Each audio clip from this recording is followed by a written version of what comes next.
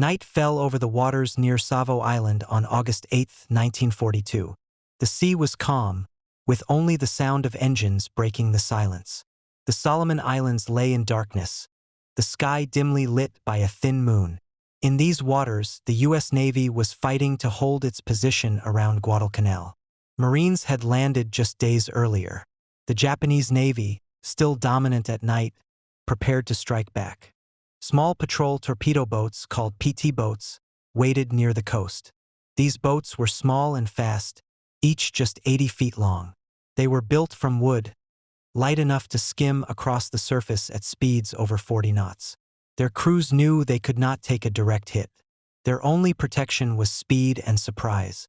Each boat carried 4 torpedo tubes, .50 caliber machine guns, and sometimes a single 20mm cannon. These weapons made them dangerous to larger ships if they got close enough to fire. The Japanese force that approached that night was powerful. It included heavy cruisers armed with 8-inch guns, light cruisers, and destroyers. These were warships designed to crush anything in their path. Their mission was to sweep the sea clear of American ships and isolate the Marines on Guadalcanal.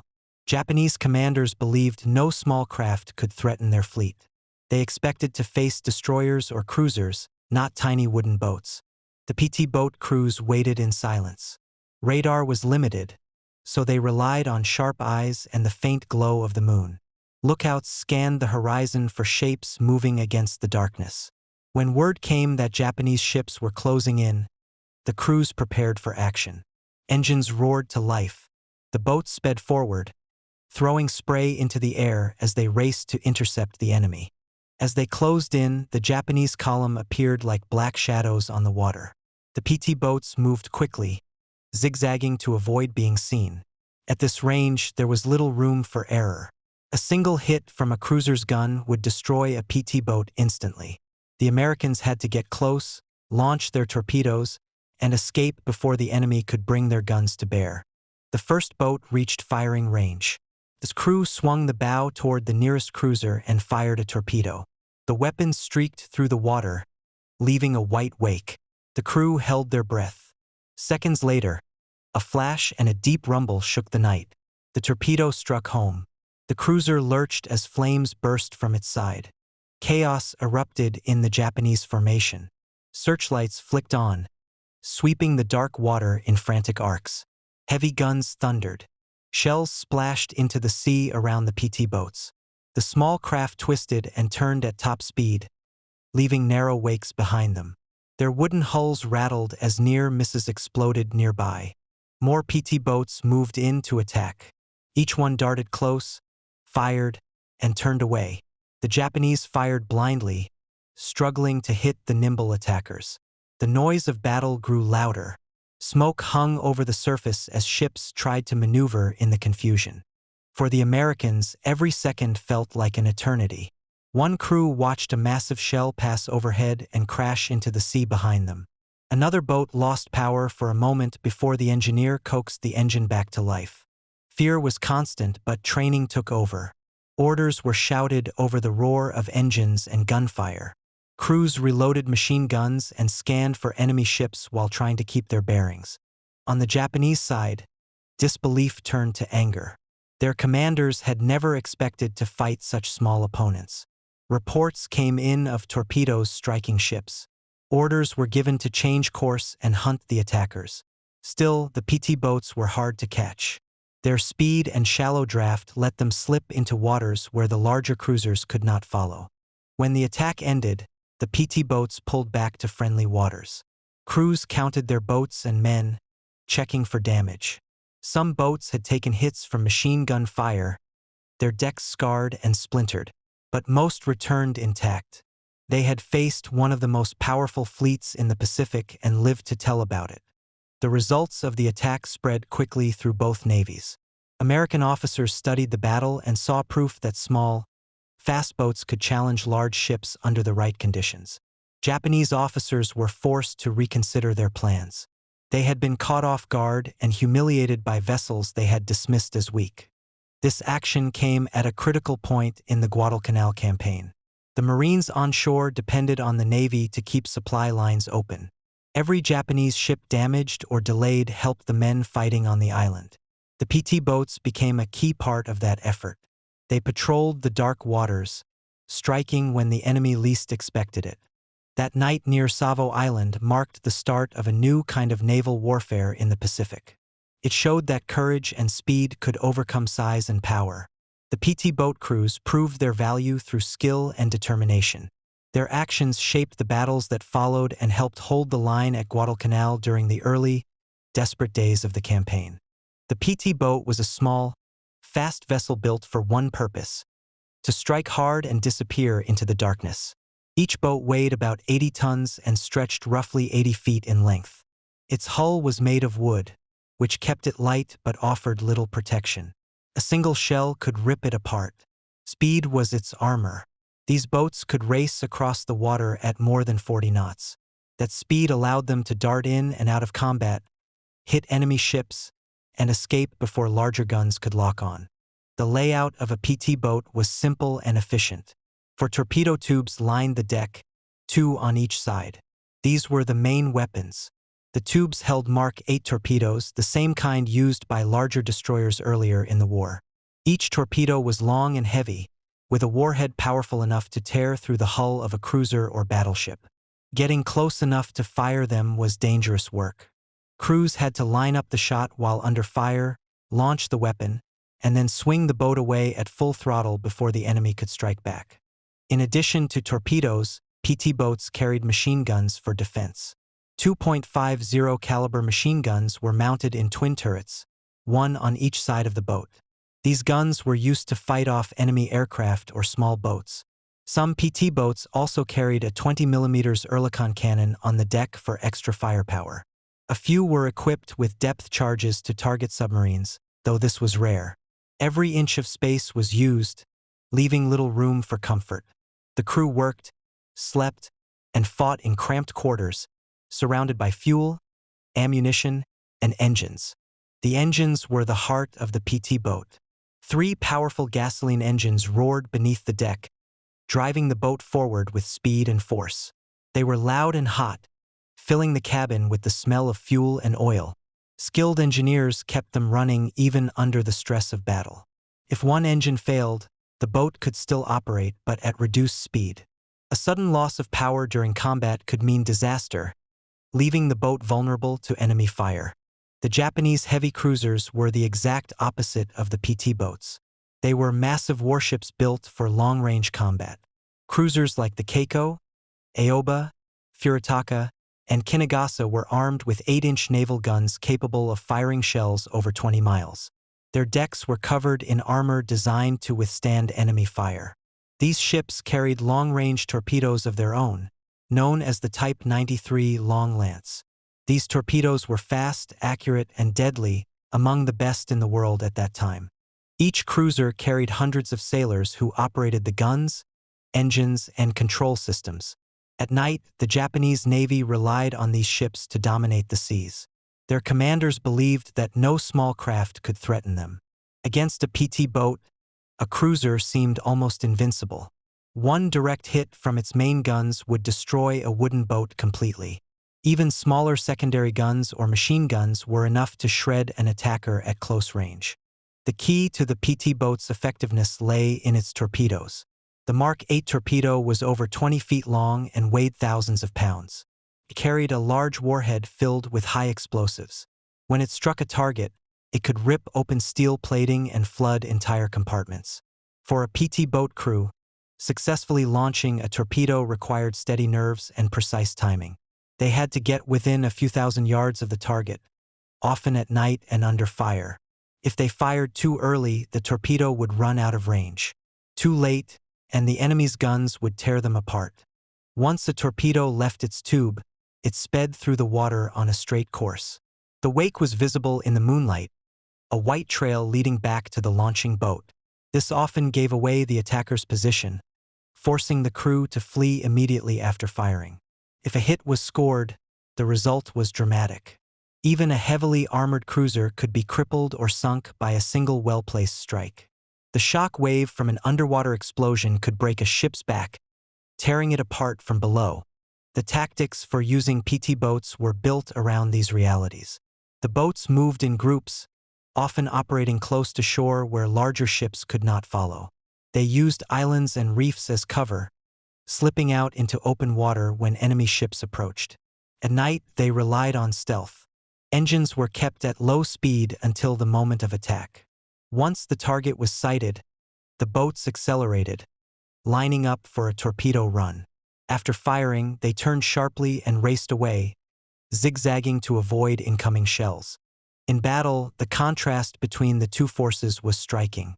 The cruisers moved in formation, their silhouettes towering against the horizon. Searchlights swept the water, and heavy guns fired in controlled bursts. The PT boats, small and almost invisible, weaved between the beams of light. Their engines roared as they closed the distance. A sudden flash marked the launch of a torpedo.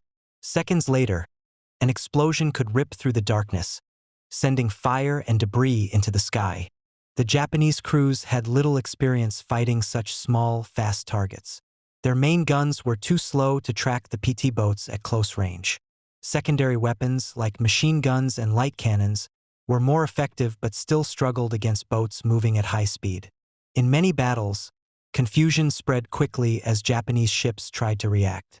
The PT boats were never meant to fight in a stand-up battle. Their strength was surprise and precision. They were like knives against hammers, fragile but deadly when used correctly. Each successful attack depended on teamwork, skill, and courage. In the early days of the Guadalcanal campaign, these boats proved that even the mightiest warships were vulnerable when caught off guard. Their combination of speed, stealth, and powerful torpedoes made them a serious threat, one that forced the Japanese to rethink how they defended their fleets during the long nights of the Pacific War. The battle for Guadalcanal had only just begun. The Marines had landed and taken the unfinished Japanese airfield, later named Henderson Field. Japan could not allow the Americans to hold it.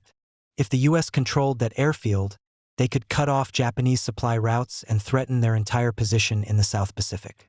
The Japanese Navy prepared to strike back. Their plan was to reinforce their troops on the island and drive away the American fleet guarding it. The U.S. Navy faced a serious problem. Its forces were stretched thin.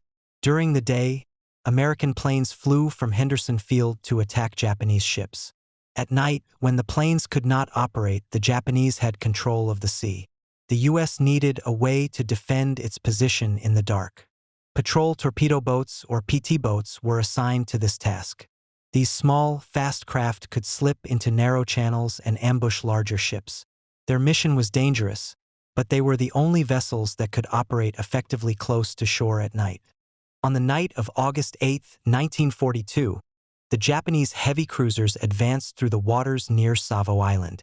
They moved in a tight column, engines steady, guns loaded. The crews were confident. They had fought and won many battles in night conditions. Their training in night navigation and gunnery was among the best in the world. Japanese commanders expected to surprise and overwhelm any American resistance. The PT boats waited in darkness near the coast. Their crews had been briefed on the enemy's strength. They knew they were facing ships far larger and better armed than their own.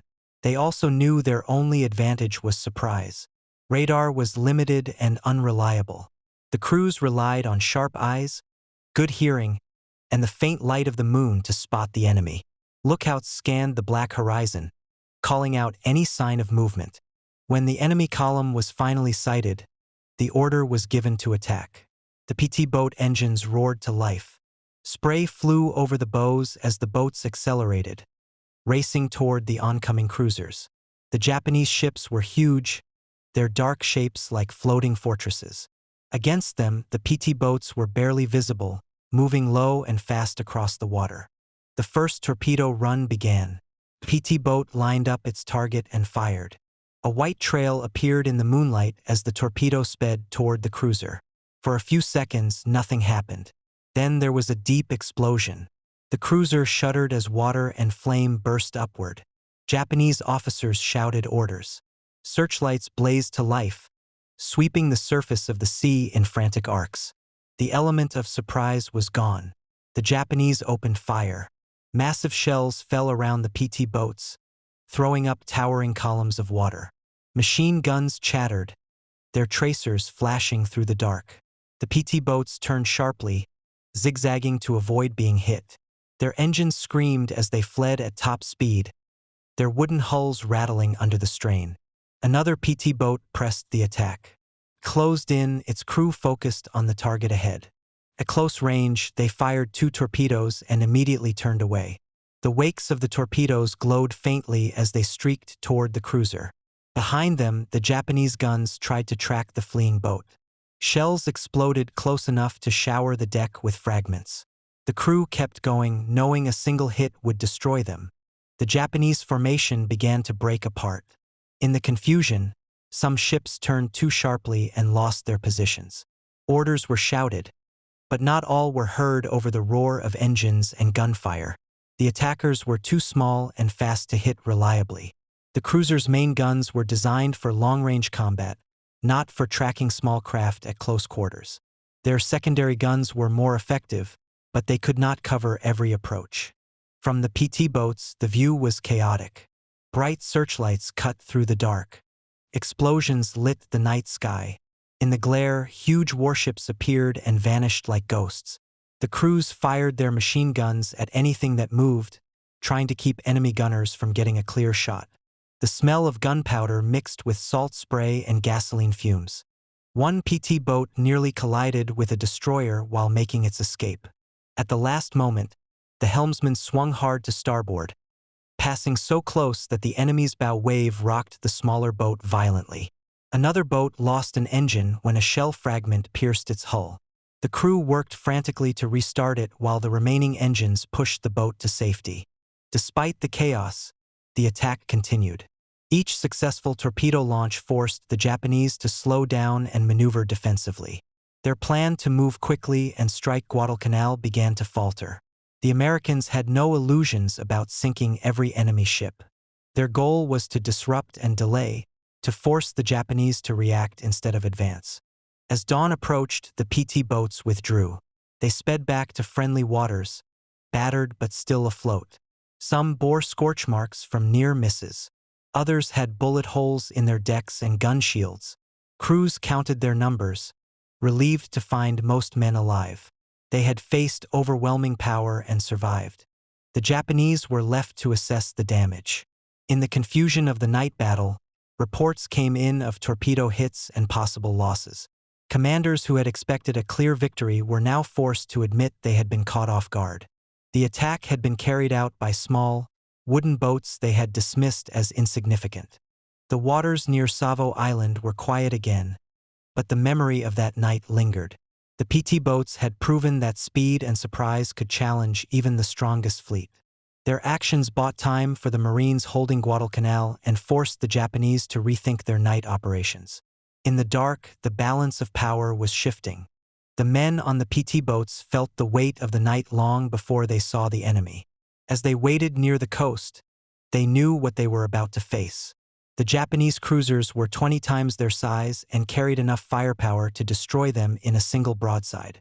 Every man understood that once they engaged, there would be no second chances. They spoke little as they prepared their weapons and checked their engines. Some adjusted the straps of their life jackets. Others stared into the darkness, silent, lost in their own thoughts. When the order to attack came, the silence broke. The roar of the engines filled the air, and the small boats leapt forward. The men braced themselves as the craft slammed across the waves. One crewman later recalled that the fear was sharpest just before the first torpedo was fired. After that, instinct and training took over. He described the moment as a blur of shouting, smoke, and sudden light as the enemy searchlights swept the water. For the Americans, there was no time to think once the battle began. A gunner focused on his twin .50 caliber machine guns, firing at the glow of enemy tracers. The helmsman gripped the wheel, fighting to keep the boat steady as shells crashed into the water nearby. The officer in charge called out bearings and ranges, guiding the torpedo crew as they aimed their weapons. When a torpedo hit a Japanese ship, the reaction was immediate. The shock of the explosion rolled across the water, and a cheer sometimes rose over the roar of engines. It was a brief release of tension before the enemy fire intensified. One PT boat commander later said that he never remembered pulling the trigger to launch the torpedo. He only remembered the blinding flash and the sudden scramble to turn away and escape. The crews felt both terror and pride during these moments. Terror because they could see how close the enemy shells were striking. Pride because they had managed to hit back against ships that seemed untouchable. When they returned to base after the attack, they moved quietly among their boats, checking for wounded and counting their numbers.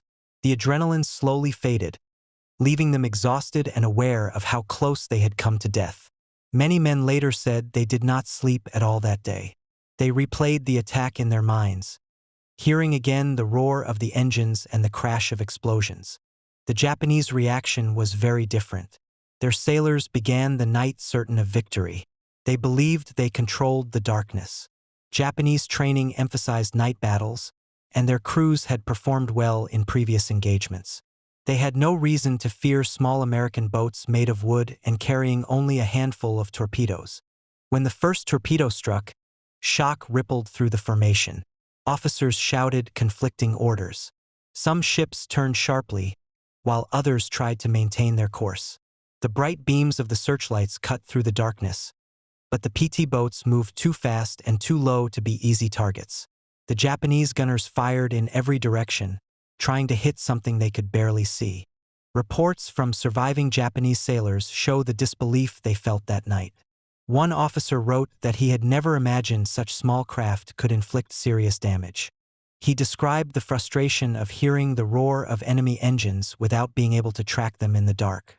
In his account, he noted the chaos that spread as his ship attempted to avoid incoming torpedoes while also trying to fire on the attackers. Some Japanese records expressed anger. Their commanders had been humiliated by vessels they had dismissed as insignificant. A cruiser captain later admitted that his men were rattled by the experience.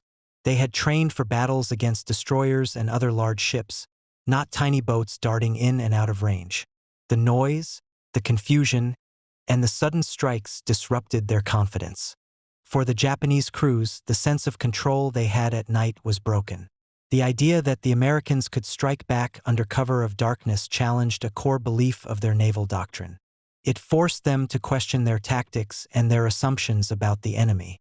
In the days after the battle, the Americans tended to their wounded and repaired their boats. Conversations among the PT crews were subdued.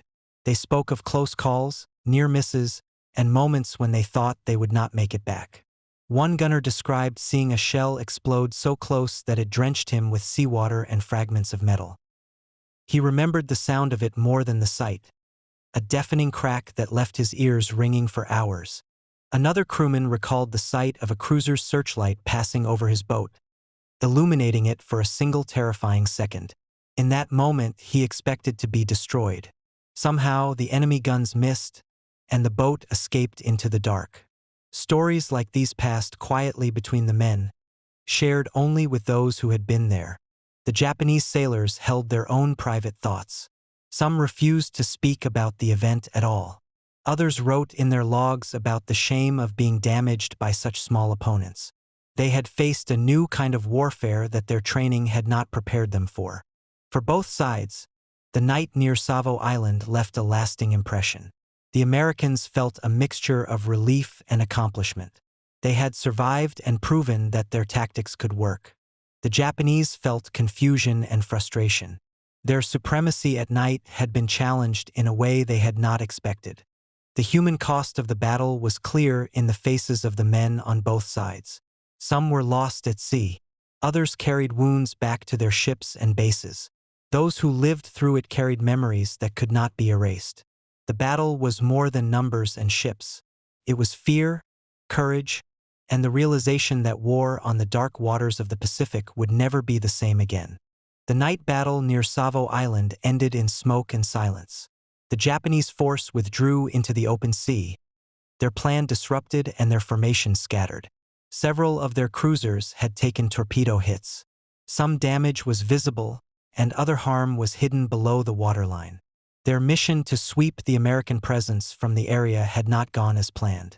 What was meant to be a swift, decisive strike turned into confusion and retreat. The Japanese commanders were forced to reassess their approach to the Guadalcanal campaign. For the Americans, the return of the PT boats brought relief and a sense of vindication. Many officers had questioned whether these small craft could play a serious role in the fight for control of the Solomon Islands. The sight of the boats returning, damaged but afloat, and the reports of hits on enemy cruisers proved that they could do more than harass the enemy. They had disrupted an operation by one of the most powerful navies in the world. It was a victory, not in the sense of sinking entire fleets, but in buying precious time for the Marines holding Henderson Field. The Japanese had been confident in their night fighting abilities. Their doctrine relied on speed, coordination, and surprise. In earlier battles, these tactics had worked flawlessly. The sudden appearance of American PT boats changed the dynamic. Their small size allowed them to hide among islands and reefs where larger ships could not maneuver safely. Their speed gave them the ability to strike and then vanish into darkness. The Japanese now faced an opponent that challenged their supremacy at night. In the immediate days after the attack, Japanese commanders issued orders to adjust their patrol routes and formations. They began to post more lookouts and use smaller escort ships to screen their heavy cruisers. Even so, the change slowed their operations. Every added layer of caution took time, and time was the one thing they did not have.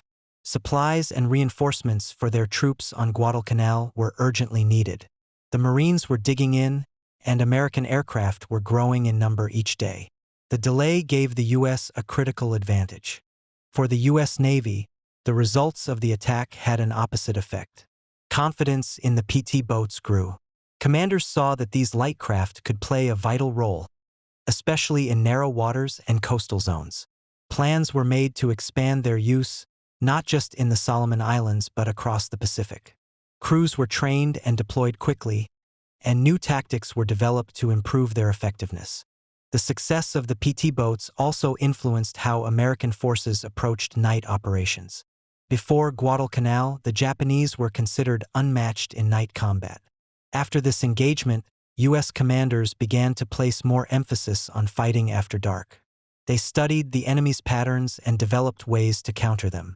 Radar technology was improved and spread to more ships, giving the Americans a tool the Japanese lacked.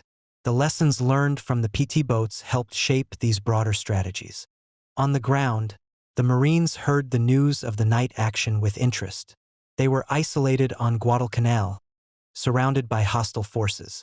Every Japanese ship that was damaged or forced to withdraw meant fewer shells falling on their positions and fewer troops arriving to fight them.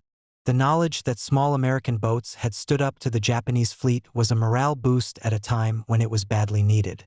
In practical terms, the PT boats extended the reach of the American defense.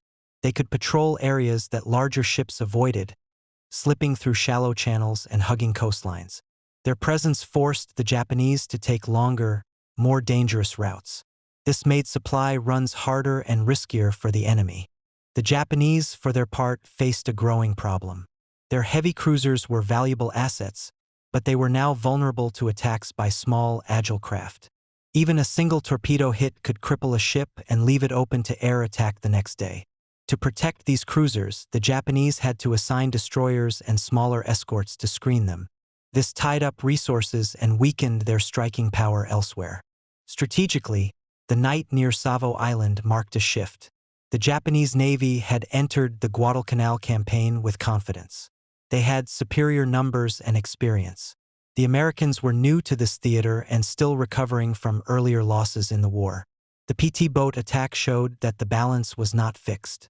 Clever tactics and determined crews could offset numerical and material disadvantages.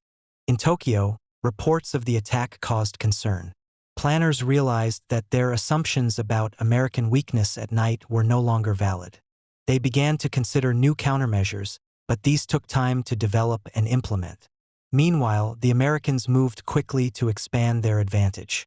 The U.S. Navy's higher command took note of the morale effect as well as the tactical success. The PT boat crews were celebrated within their own ranks. Their daring actions were used to inspire other units, reinforcing the idea that every role, no matter how small, could influence the course of the campaign. This belief strengthened the overall resolve of Allied forces in the region. The night battle also had ripple effects beyond the Solomon Islands. Naval officers across the Pacific studied the reports and began to rethink how they viewed coastal waters and confined spaces. Large warships were powerful, but they were also vulnerable when maneuverability was limited. The idea that a fleet could be delayed or even defeated by smaller forces gained traction. This led to changes in fleet deployments and the design of future operations. As the Guadalcanal campaign dragged on, the Japanese continued to send reinforcements in what became known as the Tokyo Express. Each run faced growing resistance from PT boats and other American forces. What began as a single-night action near Savo Island turned into a pattern of harassment and disruption. The Japanese could no longer move freely at night. They had to fight for every mile. The immediate impact was clear. The attack bought time for the Marines and disrupted Japanese plans. The longer-term effect was more subtle but just as important. It showed that agility and daring could counter brute strength. It forced both sides to adapt, setting the stage for future battles in the dark waters of the Pacific. In the months that followed the battle near Savo Island, the story of the PT boats spread across the Pacific. At first, the small wooden craft were seen only as a stopgap measure, a way to fill the gaps left by a shortage of larger ships. But their daring attacks changed how both navies thought about the balance between speed and power. The crews who manned them became symbols of a new kind of warfare, one that relied on nerve and ingenuity rather than heavy guns and thick armor. For the men who fought aboard them, the PT boats were more than just tools of war. Each boat was a fragile, floating weapon packed with fuel, ammunition, and engines. The crews developed close bonds with their boats and with each other. They knew that survival depended on trust. A torpedo run against a cruiser or destroyer left no room for hesitation. Every man had to act quickly and without question. These crews became tight-knit units whose actions relied on split-second coordination. As word of their successes reached other commands, PT boats gained respect. Commanders began to request them for patrol duty and night operations. They were used to screen coastlines, harass supply convoys, and disrupt enemy landing forces. In many cases, their presence alone forced enemy ships to change their plans. Even when they did not fire a torpedo, they influenced the movement of entire fleets.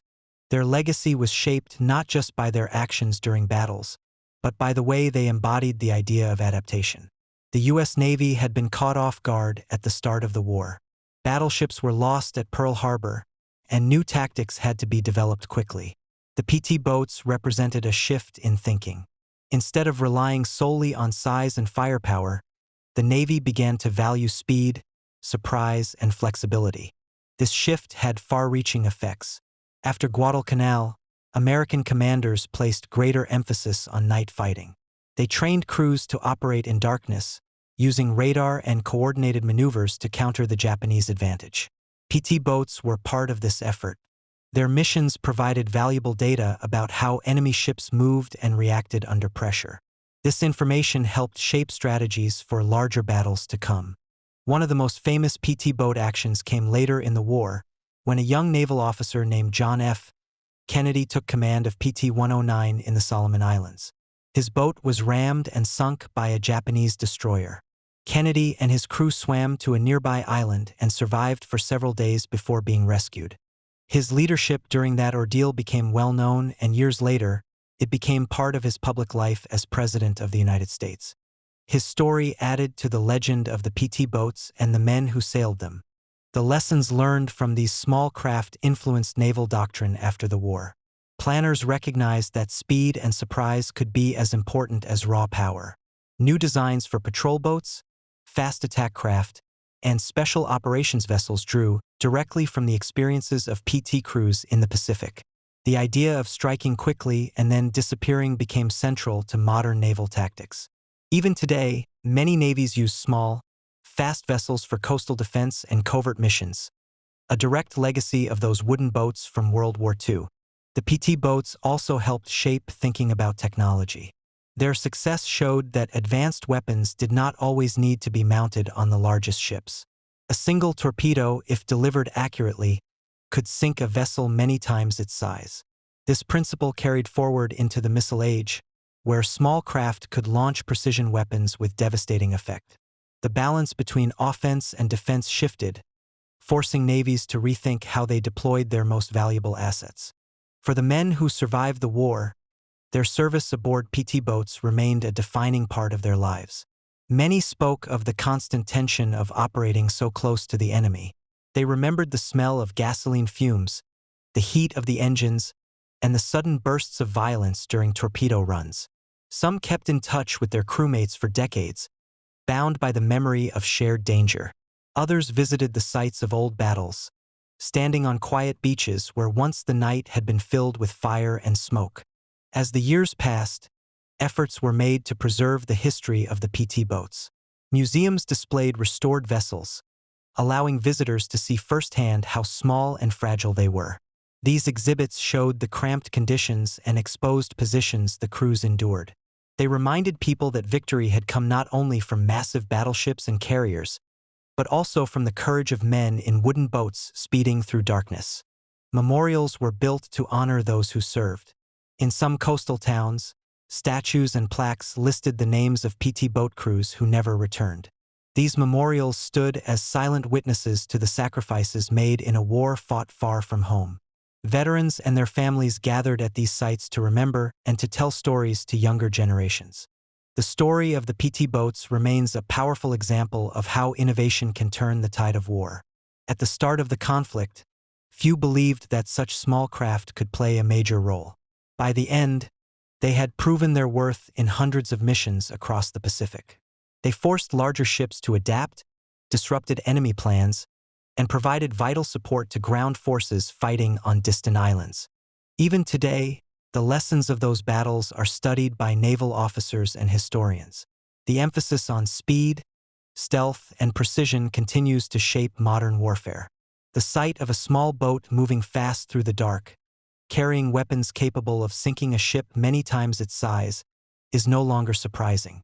It is a direct continuation of ideas first tested by the PT boats and their crews during World War II. The night near Savo Island was only one moment in a long campaign, but it marked the beginning of a new era. From that point forward, no commander could ignore the threat posed by small, agile attackers. The PT boats showed that courage and ingenuity could challenge even the most powerful fleets. Their legacy endures in every navy that values speed and surprise as tools of war.